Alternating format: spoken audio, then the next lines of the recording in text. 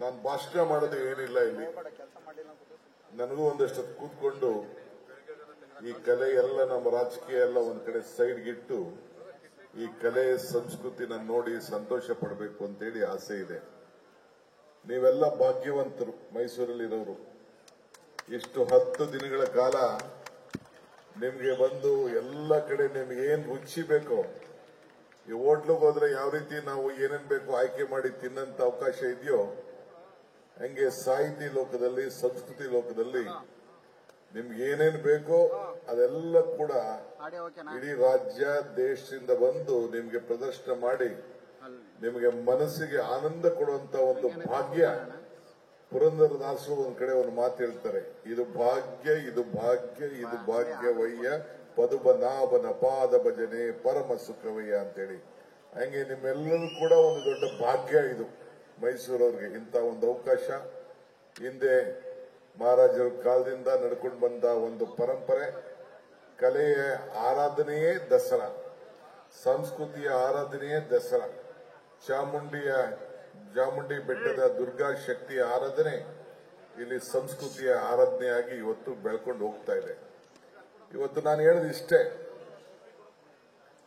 ಈಗ ಈ ಸಂಸ್ಕೃತಿಗೆ, ಈ ಕಲೆ, ನಾವು ಅನೇಕ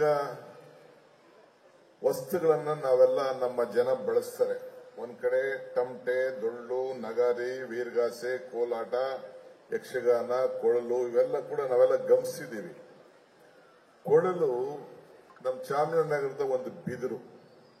ಆ ಬಿದಿರಿಗೆ ಗೊತ್ತಿಲ್ಲ ಯಾವ ರೀತಿ ಅದರಲ್ಲಿ ಶಬ್ದ ಉತ್ಪತ್ತಿ ಆಗ್ತದೆ ಅಂತೇಳಿ ಪಾಪ ಬಿದಿರು ಗೊತ್ತಿಲ್ಲ. ಹಂಗೆ ಆ ಬಿದಿರಿನಲ್ಲಿ ಎಷ್ಟು ದೊಡ್ಡ ಶಕ್ತಿ ಇದೆ ಕೊಳಲು ಅಂತ. ಕೃಷ್ಣನ ಕೊರಳು ಅಂಥ ಒಂದು ದೊಡ್ಡ ಒಂದು ಜನ ಮನವನ್ನ ಗೆದ್ದಂತ ಒಂದು ಇತಿಹಾಸ ನಾವೆಲ್ಲ ನೋಡಿದ್ದೇವೆ. ಅಂತ ಪರಂಪರೆಯಲ್ಲಿ ನಾವು ಬೆಳ್ತಾ ಇದ್ದೇವೆ. ನಮ್ಮ ಕುರಿಗಳಲ್ಲಿ, ಮೇಕೆಗಳಲ್ಲಿ, ದನಗಳಲ್ಲಿ ಚರ್ಮ, ಯಾರು ಕೂಡ ಚರ್ಮನ ನಾವು ಉಪಯೋಗಿಸ್ತೇವೆ ತಿನ್ನಕ್ಕೆ. ಕುರಿ ಉಪಯೋಗಿಸ್ತೇವೆ, ಮೇಕೆ ಉಪಯೋಗಿಸ್ತೀವಿ. ಚರ್ಮ ತೆಗೆದುಬಿಟ್ಟು ಟಮಟೆ ಮಾಡ್ತಾರೆ, ಬೇರೆ ಬೇರೆ ಪದಾರ್ಥಗಳನ್ನ ಏಟು ಡೊಳ್ಳು ಮಾಡ್ತಾರೆ, ಎಲ್ಲ ಮಾಡ್ತಾರೆ. ಅದರಲ್ಲಿ ಎಂತ ಏಟು ಬೀಳ್ತದೆ, ಎಂತ ಶಬ್ದ ಉತ್ಪತ್ತಿ ಆಗ್ತದೆ ಅಂತೇಳಿ ಪಾಪ ಕುರಿಗೂ ಗೊತ್ತಿರಲಿಲ್ಲ, ಮೇಕೆಗೂ ಗೊತ್ತಿರಲಿಲ್ಲ.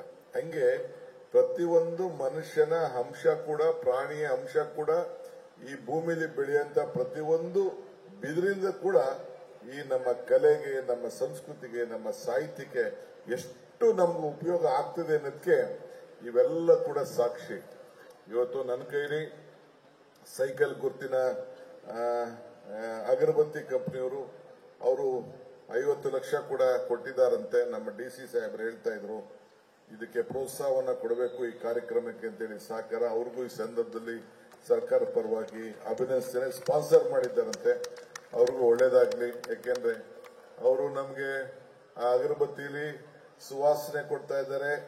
ಭಕ್ತಿಗೂ ಭಗವಂತನಿಗೂ ವ್ಯವಹಾರ ಮಾಡಂತ ಸ್ಥಳ ದೇವಾಲಯ. ಹಂಗೆ ನಿಮ್ಮ ಮನೆಯಲ್ಲೂ ಕೂಡ ಪೂಜೆ ಮಾಡ್ಬೇಕಾದ್ರೆ ಆ ಅಗರಬತ್ತಿಯನ್ನು ಉಪಯೋಗಿಸಿ ಆ ದೇವರು ಪ್ರಾರ್ಥನೆ ಮಾಡಂತ ಶಕ್ತಿ, ಆ ದೇವರು ಕೂಡ ವಾಸನೆಯ ತಲುಪಿ ನಿಮ್ಗೆಲ್ಲ ಕೂಡ ಒಳ್ಳೇದಾಗ್ಲಿ ಅಂತೇಳಿ ನಾವು ಪ್ರಾರ್ಥನೆ ಮಾಡುವಂತ ಒಂದು ಭಾಗ್ಯ ನಿಮ್ಗೆ ಸಿಗ್ಲಿ ಅಂತೇಳಿ, ಆ ಸೈಕಲ್ ಗುರುತಿನ ಭಾಗ್ಯ ನಿಮ್ಗೆ ಸಿಗ್ಲಿ, ಅಗರಬತ್ತಿ ಭಾಗ್ಯ ಸಿಗ್ಲಿ ಅಂತೇಳಿ ಪ್ರಾರ್ಥಿಸಿ, ಇವತ್ತು ನಮ್ಮ ಸರ್ಕಾರ ಕಲೆಗೆ, ಸಾಹಿತ್ಯಕ್ಕೆ ಎಲ್ಲ ಸಂದರ್ಭದಲ್ಲೂ ನಾನು ಮುಖ್ಯಮಂತ್ರಿಗಳು ಅನೇಕ ಪ್ರಶಸ್ತಿಗೆ ಕೊಡುವಂತ ಸಂದರ್ಭದಲ್ಲಿ ಕೂತ್ಕೊಳ್ತೇವೆ ಸಮಿತಿಗೆ. ನಾವು ರಾಜಕಾರಣ ಬದಿಗೊಟ್ಟು ಸಪರೇಟ್ ಒಂದು ಟೀಮ್ ಮಾಡಿಬಿಟ್ಟು ಯಾರು ಅದು ನಿಧಿಯಾಗಿ ಅರ್ಹರು ಇದ್ದಾರೆ, ಯಾರು ನಮ್ಗೆ ಗೊತ್ತಿರುವುದೇ ಇಲ್ಲ ಅವರು ಅಂತವ್ರನ್ನ ಸಮಿತಿಯವರು ಒಂದು 20-30 ಜನದ ಸಮಿತಿಯವರು ಆಯ್ಕೆ ಮಾಡಿ ಪ್ರತಿಯೊಂದು ಪ್ರಶಸ್ತಿ ಕೊಡಬೇಕಾದ್ರೂ ಆ ನಿಟ್ಟಿನಲ್ಲಿ ನಾವು ಆಲೋಚನೆ ಮಾಡಿ ರಾಜಕಾರಣ, ಧರ್ಮ, ಜಾತಿ ಎಲ್ಲ ಕೂಡ ಬದಿಗೊಟ್ಟು ಈ ಕಲೆ ಸಾಹಿತ್ಯವನ್ನ ಉಳಿಸಬೇಕು. ಈ ದೇಶಕ್ಕೆ ಒಂದು ದೊಡ್ಡ ಆಸ್ತಿ ನಮ್ಮ ಸಂಸ್ಕೃತಿ, ಅದನ್ನ ಉಳಿಸಲಿಕ್ಕೆ ನಾವೆಲ್ಲ ಪ್ರಯತ್ನವನ್ನು ಮಾಡ್ತಾ ಇದ್ದೇವೆ.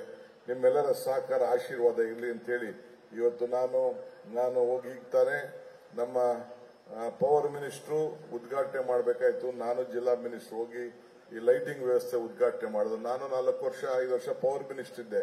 ಹಾಗೂ ಈಗ ಲೆಕ್ಕ ಹಾಕೊಂಡ್ರೆ ಬಹಳ ಡೆವಲಪ್ಮೆಂಟ್ ಮಾಡಿದ್ದಾರೆ ನಮ್ಮ ಚೆಸ್ಕಾಂನವರು, ಬಹಳ ಚೆನ್ನಾಗಿದೆ. ನನಗೆ ಇಡೀ ಬೆಂಗಳೂರು, ಮೈಸೂರು ಒಂದು ರೌಂಡ್ ಹೋಗಿ ನನ್ನ ಕಣ್ಣು ತುಂಬಿಸ್ಕೊಳ್ಬೇಕು ಅಂತ ನನಗೆ ಆಸೆ ಆಗ್ತಾ ಇದೆ. ಹಂಗೆ ನೀವು ಎಲ್ಲ ಕೂಡ ಇಂಥ ಒಂದು ಅವಕಾಶನ ತಾವೆಲ್ಲ ಉಪಯೋಗಿಸ್ಕೊಂಡು ಇಂಥ ಭವ್ಯವಾದಂತ ಈ ದೀಪ ಅಲಂಕಾರವನ್ನು ನೋಡಿ ಈ ಕಲೆ ಸಂಸ್ಕೃತಿ ಸಾಹಿತ್ಯವನ್ನು ಕೂಡ ತಾವೆಲ್ಲ ಮೆಲುಕಾಕಿ ಸಂತೋಷ ಪಡಬೇಕು, ನಗನಗ್ತಾ ಇರಬೇಕು ಅಂತೇಳಿ ಡಿ.ವಿ.ಜಿ ಅವರು ಒಂದ್ ಕಡೆ ಒಂದು ಮಾತು ಹೇಳ್ತಾರೆ, ನಗುವುದು ಸಹಜ ಧರ್ಮ, ನಗುಸುವುದು ಪರಧರ್ಮ, ನಗುತ್ತ ಕೇಳುದ ನಗುವುದು ಅತಿಶಯದ ಮರ್ಮ, ನಗಿಸಿ ನಗುತ್ತ ನಗುತ್ತ ಬಾಳುವ ವರವ ಬೇಡಿಕೊಳ್ಳುವ ಮಂಕುತಿಮ್ಮ ಅಂತ ನೀವೆಲ್ಲ ನಗನಗ್ತಾ ಸಂತೋಷ ಇರಬೇಕು ಅಂತೇಳಿ ಪ್ರಾರ್ಥಿಸಿ ನಾನು ಮಾತು ಮುಗಿಸ್ತೇನೆ. ನಮಸ್ಕಾರ.